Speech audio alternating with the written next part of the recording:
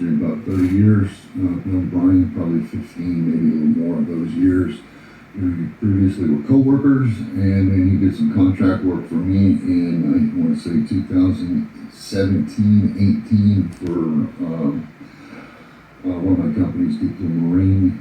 And so Brian is a consummate professional. As you know, typically when you hear something from your clients about a worker, it's time to get them off the boat. Brian's not that guy. He's always been a consummate professional, looking and always wanting to grow in his knowledge. When I met him, he was I want to say he was an RV tech, and then he progressed to pilot, and then ultimately as a supervisor, and since then he's progressed as a mariner.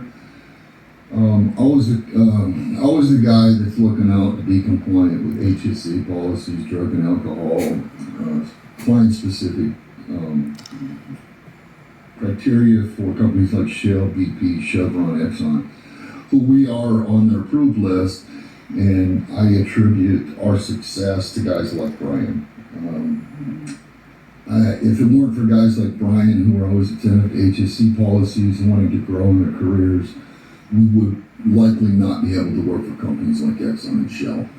We made a hard right turn into renewables last year, and as you probably know, that work is not picked up yet, so I don't have a place where I could put it to work. If I did, I would. And I'd never have a second thought. I'd never have a problem, because Brian is a guy that's always wanted to grow. He's a sponge for knowledge. He's great with the everyday stuff, bits and tying boats up and driving the boat. I wouldn't have any reservation about having him in my home. He's been in my home. I trust him with my wife and kids. I was just a consummate